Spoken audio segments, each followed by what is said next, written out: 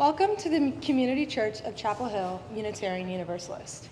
I am Rose Graysmith, a member of the Worship Associates Ministry. Welcome to our annual Coming of Age service. I especially want to welcome any visitors or newcomers to our church and call attention to the special note for you, welcome guests and newcomers, on the back side of your order of service. I would also like to welcome those of you attending online. Lyrics to hymns in all elements of the service may be found on the screen, and a complete order of service, including this week's announcements, is available via the link in the Sunday morning email and on the church website. Our in-person Sunday social is held immediately following this service. Please turn off or silence any cell phones during our service to maintain a worshipful experience. Whoever you are, whomever you love, however you arrived at this beloved place, you are welcome here. This morning, we have both a Share the Plate and Within These Walls. I would like to welcome Marion Hirsch, who will tell us about the Straley Fund, followed by Don Carter to talk to us about the legacy funds and opening the church budget.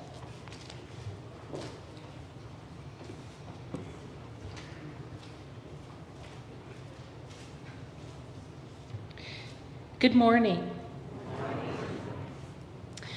The proceeds of our Share the Plate offering today will go to support the Joe and Lucy Straley Fund for youth travel for peace, justice, and service. Joe and Lucy Straley were founding and stalwart members of the community church and prominent activists for civil rights, peace, and justice here in North Carolina and around the world, especially in Latin America. Their names were among the first to be listed on the historic marker at the Peace and Justice Plaza in front of the old post office in Chapel Hill. Joe and Lucy had a particular interest in young people, from bringing youth to church who needed rides to organizing fundraising efforts that helped church youth who were traveling abroad to learn about and serve the poor and the oppressed. The Straley Fund was established to honor their inspiring commitment to justice and to continue their legacy by helping youth gain perspective and inspiration by seeing the world. The Straley Fund has made it possible for church youth, even of modest means, to participate in trips that would have otherwise been cost prohibitive. It also demonstrates our church's values and commitment to youth future. Since the establishment of the fund, over 50 youth from the church have traveled to Nicaragua, New Orleans, Washington, D.C., and Ecuador, working to make the world a better place. Thank you for your generous and ongoing support.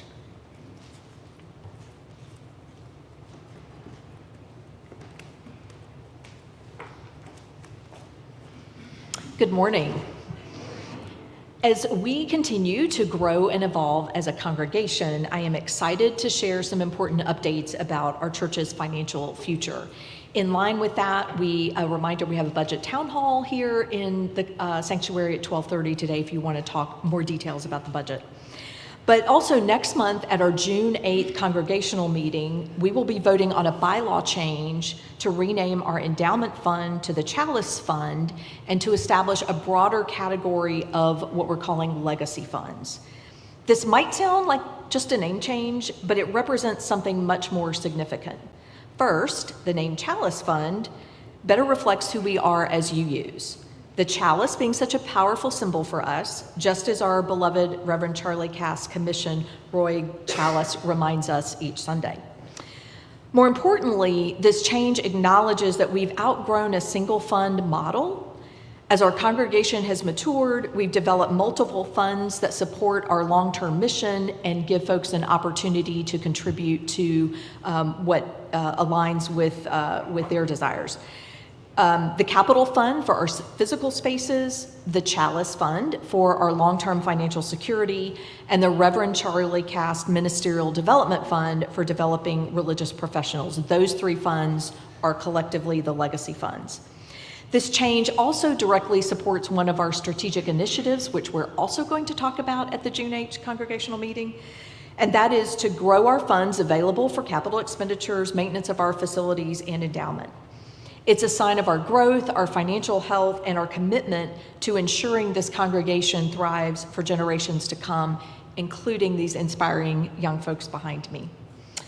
I'm proud that we're taking this step forward together. The fact that we're establishing a more sophisticated financial structure is wonderful evidence of our congregation's vitality and forward-thinking approach.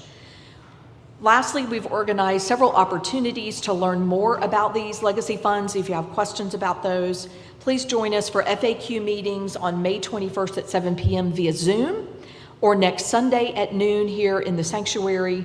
We also are tabling every Sunday between now and through June 1st. And again, we can talk about this topic at today's budget town hall if you would like. If you have any other questions, feel free to reach out directly to Bonnie Crotty-Nelson or Peter Hendy. Thank you for being a part of our growth along, our community's growth along this journey.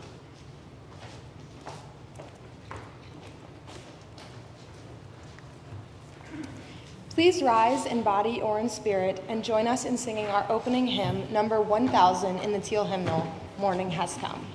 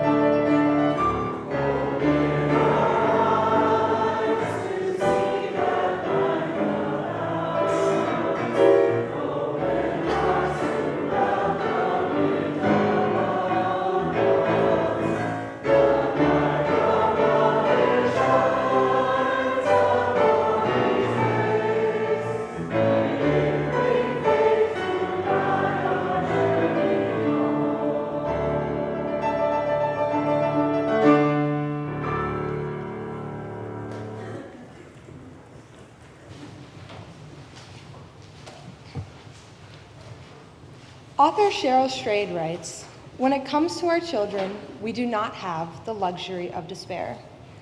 If we rise, they will rise with us each time, no matter how many times we've fallen before. I hope that you will remember that the next time you fall, I hope I will fall too. Remembering that is the most important work as a community we can possibly do." This morning, we hold our Coming of Age service. We recognize our 9th graders who are completing the Coming of Age program.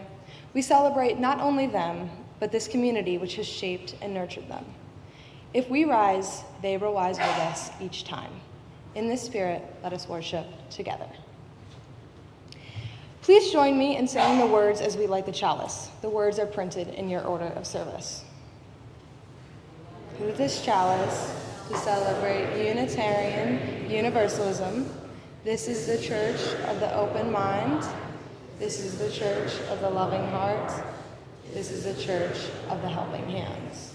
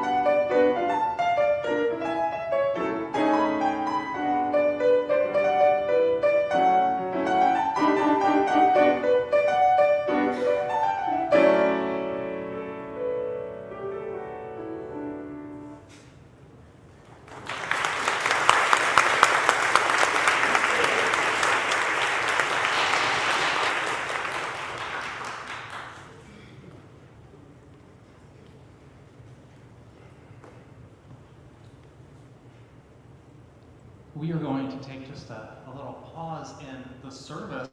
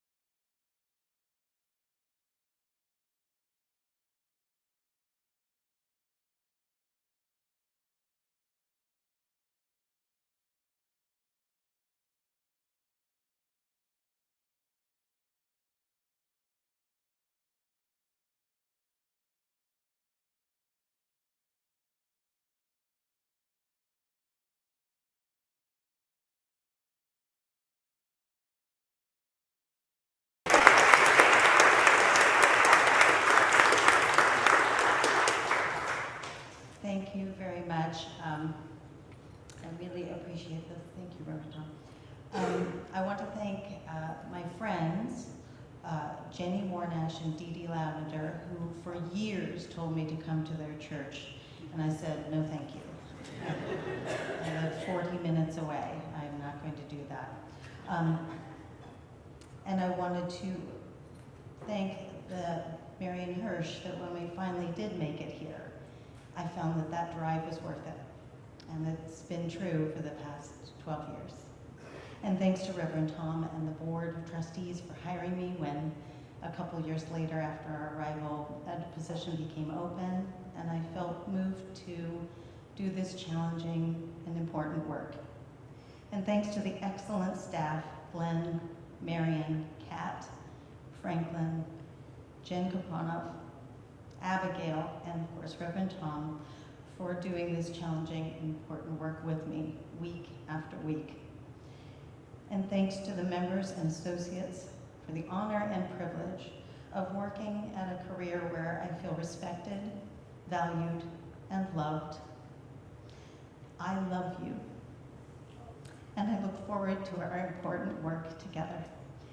Thank you for making it worth it these past 10 years and in the future.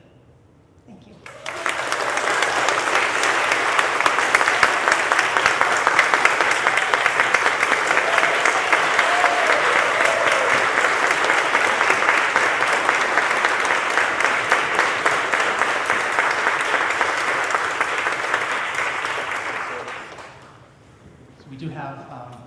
time today for joys and sorrows. The way we do this is if you've come this morning with either a significant personal joy or a significant sorrow, you're invited to come forward, place a stone in the bowl, briefly say your name, and briefly share your joy or your sorrow. Let us enter into this time of tenderness and trust, and I think Atticus, you're first.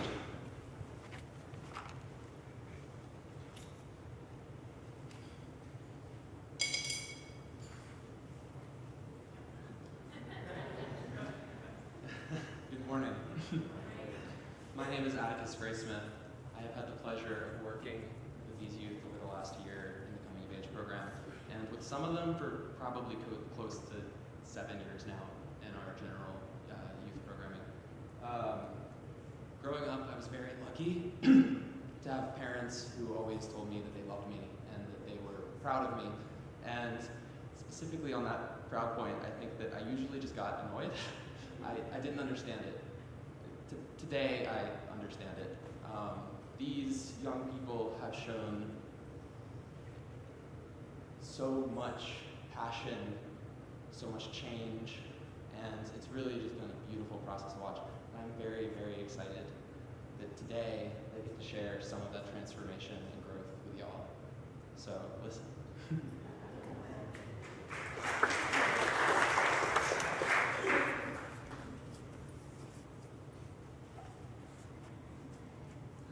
I'm Rachel Forrest, and this is my daughter, Esther Unger. My introduction to Unitarian Universalism was about 6 years ago when my nurse practitioner suggested that I look at SUSE. It's the summer Unitarian Universalist Church camp. It's okay.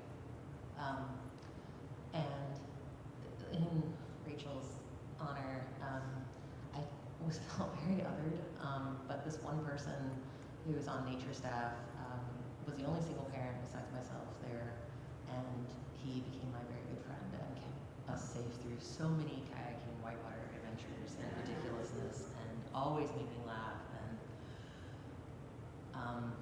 he died of aortic dissection suddenly on Tuesday night this week, and left behind his 15-year-old child and a whole nature staff that is grieving. He was very loved, and he is being held in the light, but we will miss him.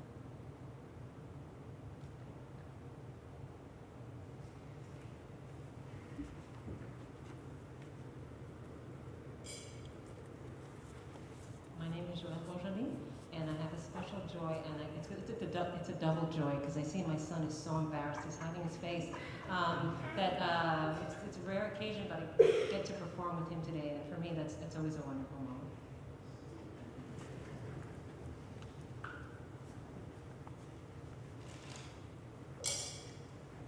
Good morning. I'm Rick Szymanski, and I have a joy to share this morning. Yesterday, May 17th, my wife Sharon and I celebrated our golden wedding anniversary.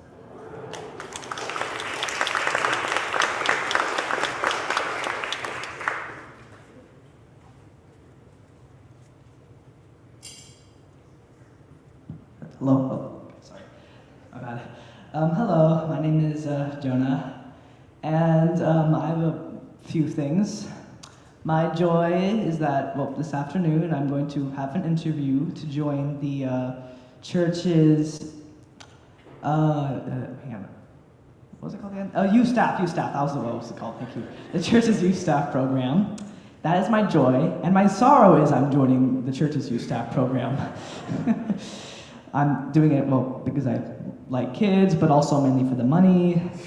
And I'm also mainly doing it because it's a nice way to get involved with my church, because I feel like I don't owe the church enough as it should have been owed. So yeah, wish me luck.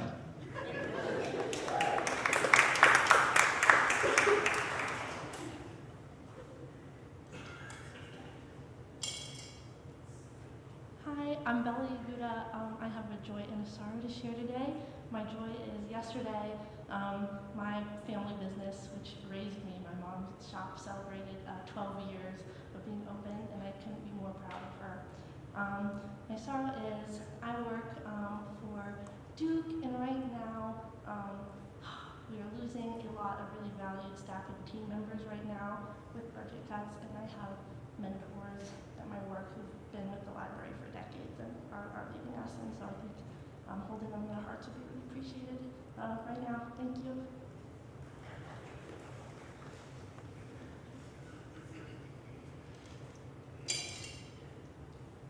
Good morning. Diego Rivera Sidegui, and I'm sharing another anniversary.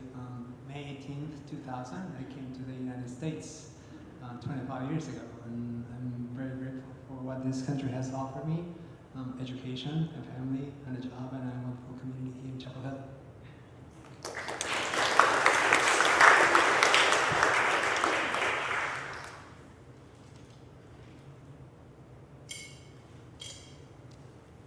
The first stone I place is a stone of sadness as well as care.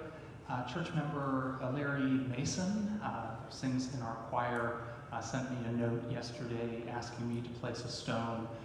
He was diagnosed earlier this week with Parkinson's. And we hold him in our hearts, even as if there's anybody who has a more positive outlook. There's nobody with a more positive outlook than Larry. And the final stone that I placed is placed for all the joys and the sorrows that we hold in our hearts that were not spoken this morning. I would invite us to just hold a moment of silence as we reflect on the joys and the sorrows, both spoken as well as the ones that we carry silently in our hearts.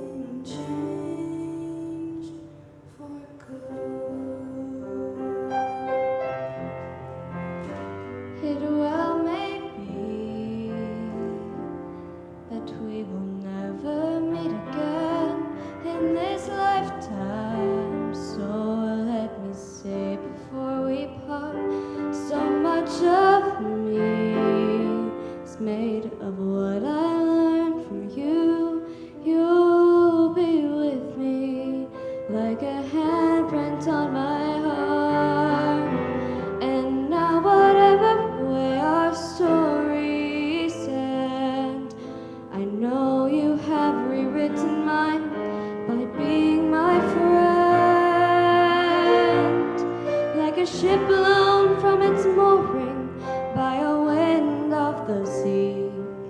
like a seed dropped by skybird in a distant one. Who can say if I've been changed for the better? But because I knew you, because I knew you, I have been changed for good. And just to clear the air, I ask forgiveness for the things I've done you blame me for. But then I guess we know there's blame to share, and none of it seems to matter anymore. Like a ship blown from its moorings by a wind off the sea, like a sea dropped by a bird in the wood. Who can say if I've been changed for the better? I do believe I have been changed for the better. And because I knew you, because I knew you, because I knew you, I have been changed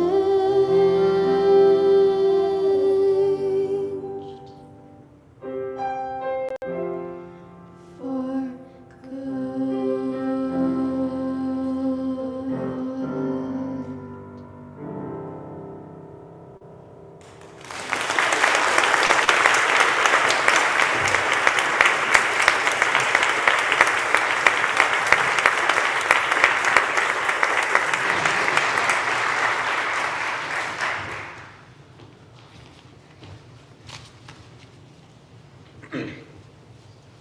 Good morning.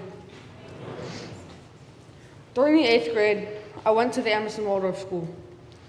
Over that year, after losing many friends, I realized that I'd kind of become a jerk. I was pretty lonely at the end of 8th grade, and I went to UNC Jazz summer camp with pretty low expectations. On the first day, I met my best friend to this day, Yegor, and it changed my life. Meeting him made me realize what I had been missing, and I realized that I needed to make a change. I decided that I needed to improve my life and who I was, and I needed to live based on basic principles and values and beliefs to become the person I wanted to be. These 7 beliefs are: I believe that everybody, when they are born, has worth and deserves to be treated like everybody else, and their personal life and past lives affects how they act, and you should always consider that. Belief 2, I believe in a greater power. I believe that we're not alone and that there's something helping us through this difficult thing we call life. Belief 3, I believe that family and friends, as well as community, are just as important, if not more important, than money, power, and status. Belief 4, I believe that love is at the core of all relationships. Belief 5, I believe that empathy is the most important emotion and is at the core of all caring and kindness. Belief 6, I believe that each person was meant to be the way they are, and that the 1 in 500 million chance isn't just luck, and you were made to be the way you are. Belief 7, and this is the most important one, I believe that dogs are much better than cats. I have been asked to expand on this many times, but I will stand with my principles and say no. Why would I explain something that's so mind-numbingly obvious? Just no. Speaking of principles, I would like to take a minute to talk about mine. I will base my life's work on helping others and not benefiting myself. The golden rule is a principle I will always strive to live by. I will do no harm. None of my actions will result in the physical or mental harm of other beings, whether they are plants, humans, or animals. Everything happens for a reason. Some things may seem random or sad, but they all have a greater purpose and provide opportunities for growth and personal betterment. Live in the moment. No matter how many photos you take, you cannot recreate what has happened. Over the past couple years, I've taken over 15,000 photos, but I have realized that I've realized that you can never relive something, so pay attention because it will never happen again. Be yourself, always. Take care of yourself. Sometimes it might seem like it is your job to make everybody else happy. It isn't. Say no. Love yourself. You do not need to change yourself for others, and you are the way you are, and you can't really change that. Learn to accept the way you look and the feelings you have.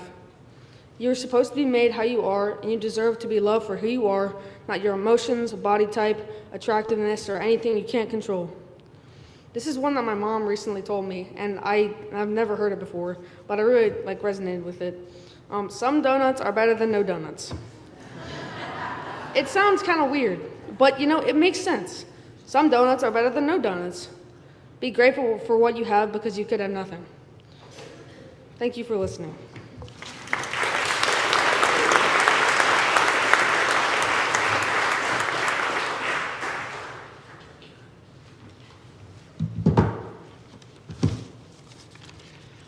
Hello, everybody. My name is Tristan Aker, and I'm here to answer a question. The question of what do I believe? It's a question that these credos are supposed to answer, right? It's also a very difficult one to answer, but also, again, one that is very much central to the very fabric of Unitarian Universalism. I'm going to answer it the best I can. I believe in diversity. Diversity of creed, of culture, of race, of thought, etc. Without diversity, there's no alternative to the status quo, no assessment of the world through others' eyes, no learning from the ways, cultures, and knowledge of others, and no building without diversity an edifice that is greater than the sum of its parts. I believe that community is sacred. In all faiths that I can name, though I'm not a theologian, so don't quote me on this, community is a common thread, a thing that makes a faith something more than just a set of words in a book or thoughts in a mind. Even outside of religion, that sacredness remains. We seek communities in all things, identity, interest, hobbies, and more. And when we as a community come together to produce something, it is one of the more sacred moments in our lives. On a similar note, I think friendship is sacred. Maybe it's because I find myself more often than not in isolation from my peers. Maybe it's because I covet something that I do not possess, at least in the quality and quantity of others. But recent experiences have shown me otherwise. And as I've come out of my shell, long rusted shut by habit, I find that the beauty of friendship is not over-exaggerated. Like community, friendship moves us in ways that can only be described, to me at least, as holy. I also believe in the sacredness of cooperation, but to describe what I mean, I'm going to have to turn to the most unlikely of muses, a video game. Who here has ever heard of Helldivers 2? Who here was in the last service and only just heard of it now? You two, good on you. Helldivers 2 is a 4-player shooter game where you play as the expendable shock troops of an evil space empire. It's well known for its many quirks and features, its lovely tongue-in-cheek satire of fascism, and its brilliant immersion, and its emphasis on cooperation. There is no player-on-player combat, no competition between players, and no incentive to sabotage your teammates for anything other than a bit of fun with people who are willing to have that fun with you. Likewise, a lot of the more difficult scenarios require you to cooperate, or at least are made incredibly easy or at least are made much easier if you do so. And the way that this cooperation is encouraged is extremely rewarding. Out of that environment comes an experience that is not only fun, but that is deeply fulfilling. That fulfillment of our desire, nay, our need for cooperation, is a wonderful thing. Teamwork, team play, and cooperation are of great importance in ensuring that the human condition is more than just a blank expanse of grim emptiness. Finally, based on all of the above beliefs, I find that the most sacred thing to me, Tristan Aker, is people. We form communities and bonds of friendship, and these let us build through cooperation great amalgamate multiliths of our diverse humanness. We are people, and people is plural.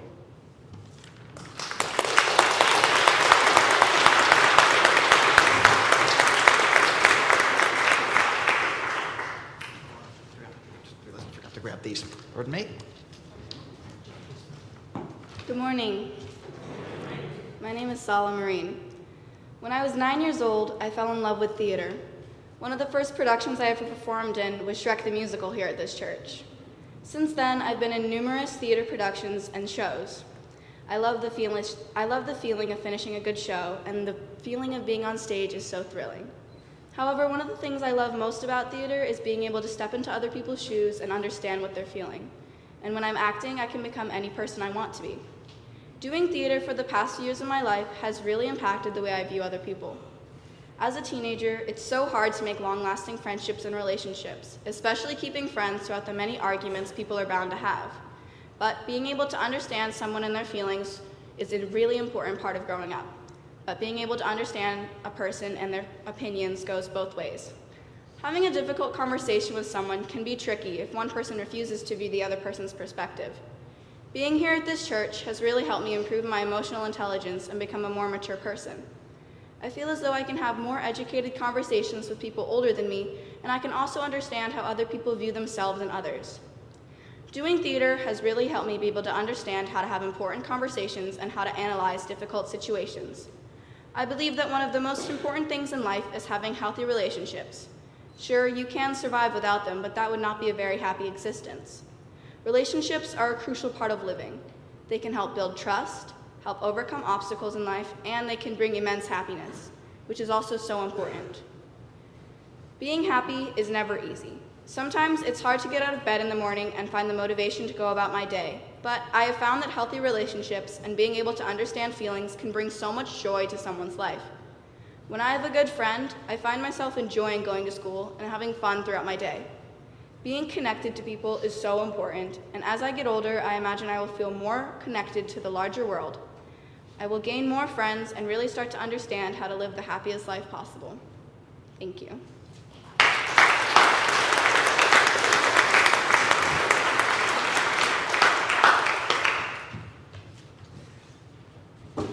Good morning.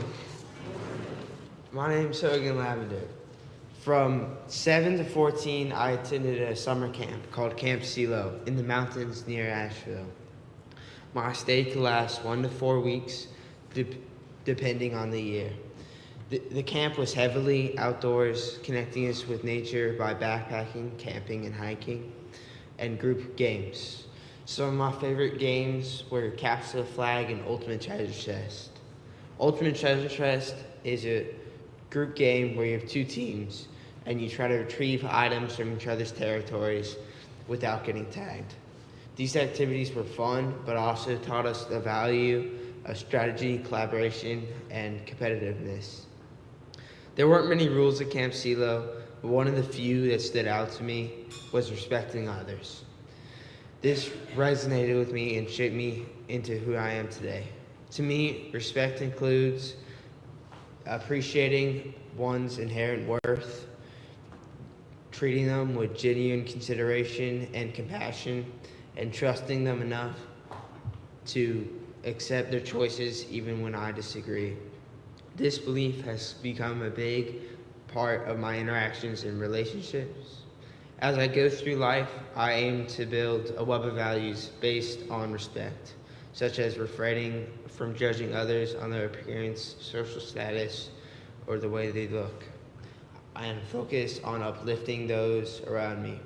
I aim to create an environment that encourages and supports rather than criticizes.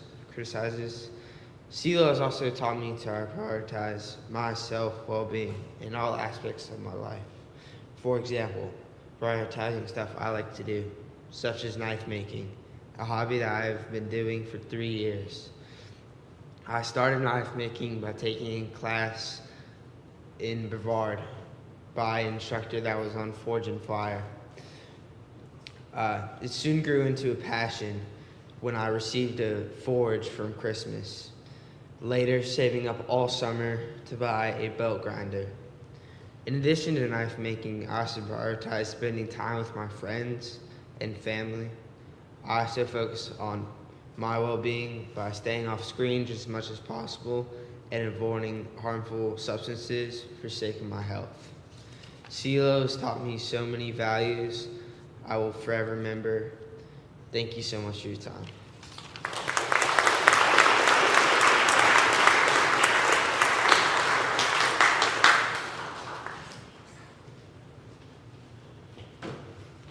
Hi, I'm Liesel. Every time I get a test back, my teachers remind us not to discuss our scores, because comparison is the thief of joy. I agreed with them, but the statement never felt completely right. It had never occurred to me that the comparison could be with my own brain. I have heard perfectionism be described as a good thing all of my life because it sparks hard work and high standards. So for years, I would proudly think of myself as a perfectionist. Now, I believe that perfectionism is the thief of joy, not comparison. Being a good student has never been hard for me, but I don't think others realize that perfectionism and being a hard worker are very different things.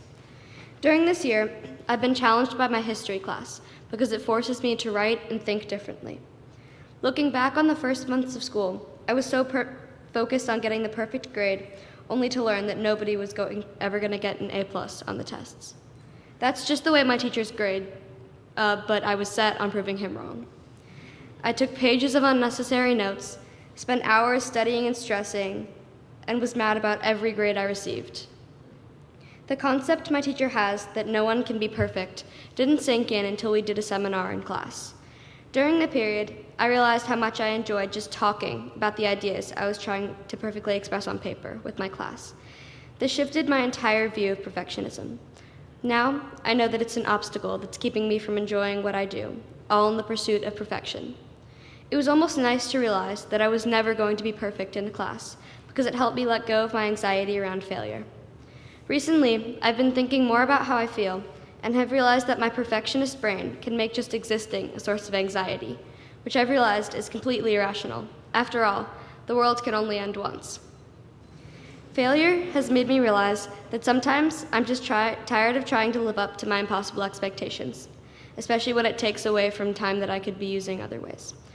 Being perfect is unreachable, and in the end, doesn't matter. Now, I spend a little less time studying. I proofread twice instead of 4 times. I only write down the details, not the whole article. I'm enjoying my history class more than ever and pushing myself to engage in conversations and analysis with my peers, rather than to write the perfect essay. Letting go of my expectations is my way of preventing perfectionism from stealing my joy. I realize now that the best grades I've ever gotten back were the lowest ones. By embracing failure and growth, I have made a change in my life that I will try to uphold in everything I do. I don't have the perfect ending to this credo, but now I know that that's okay. Thank you.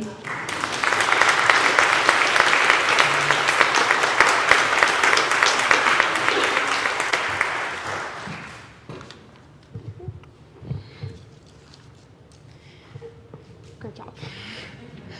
Freely we have received gifts that minister to our needs of body and spirit. Gladly we bring to our church and its wide concerns a portion of this bounty. This morning, our generosity benefits the Straley Fund of our church. If you are writing a check, please write STP in the memo line, or you may use the QR code on the back of the order of service. The offering will be generously given and greatly received.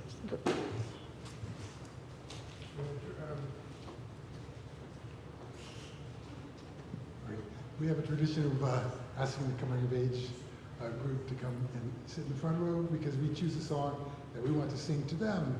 And we're going to do that. I also put the lyrics to the chorus of the song Brave in the order of service, so please feel free to sing along with the chorus. You hear it a few times.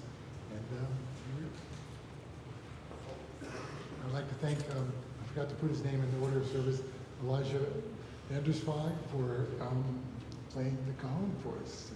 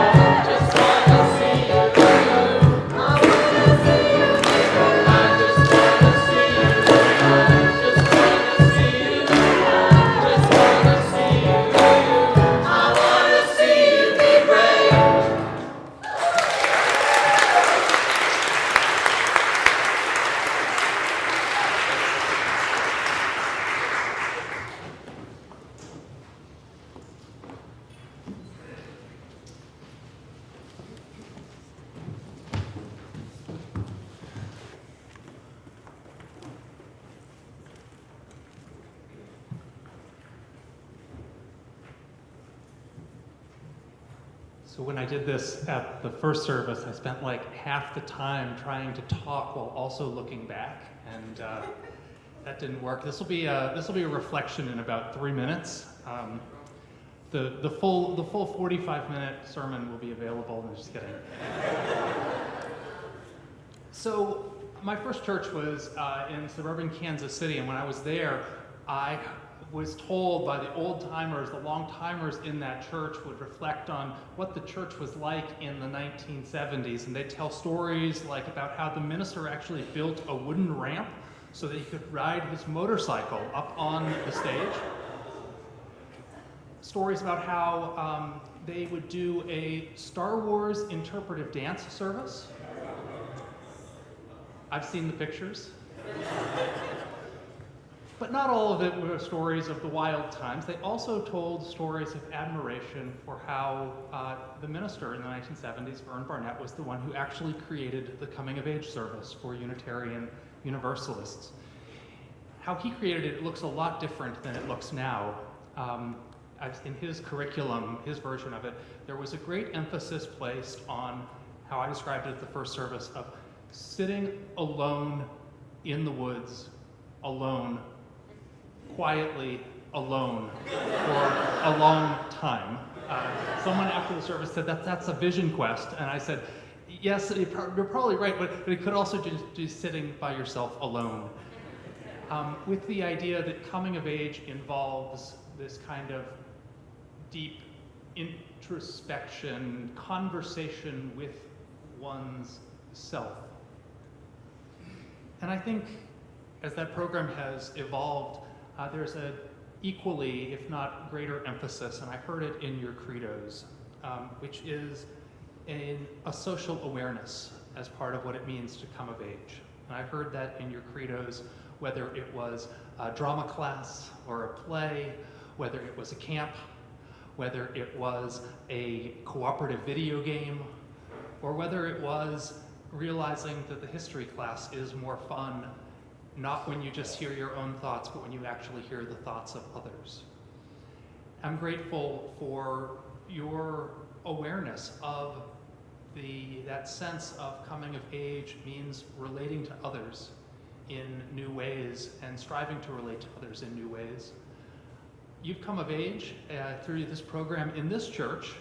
Out in the wider world, they may not have seen you as coming of age, but in this church, in this community, what that means is that you are now allowed, if you choose to do so, to sign the membership book and to participate fully in all of the programs and activities of this church and to take part in its leadership in all the ways, to be a part of this community. So thank you so much for sharing your credos with us and for sharing your sense of what it means to become a mature and aware person around others. It is so needed, and we are so grateful. Let's sing our closing hymn of the morning, number 1021 in your teal hymnal. It's Lean on Me, and I invite us to rise in body or in spirit. And one note before we sing, which is that the credos that the 5 coming of age youth shared with us, the credos, copies of them will be available after the service if you'd like to take them with you.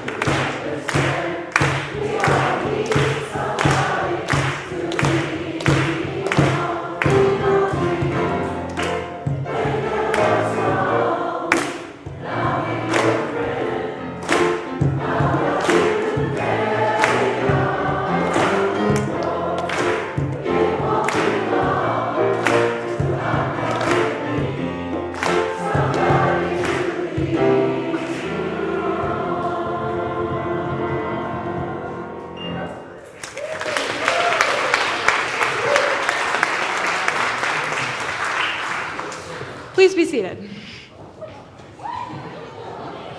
Really? Controversial. Sorry. The words for extinguishing the chalice are in the order of service. Please join me in reading them. We extinguish this flame, but not the light of truth, the warmth of community, or the fire of commitment. These we carry in our hearts until we are together again. Let us thank everyone who made this service so wonderful.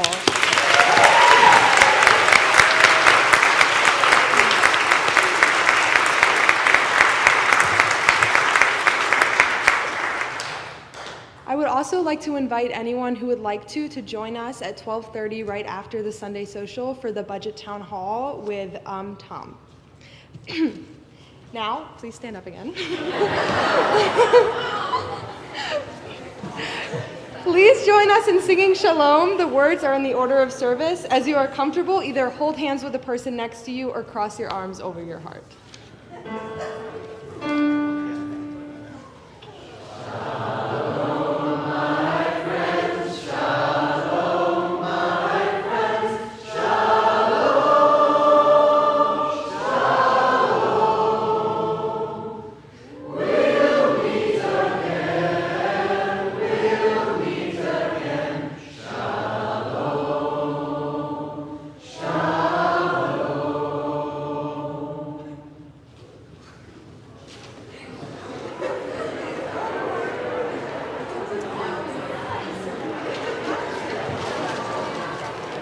Finally, bro.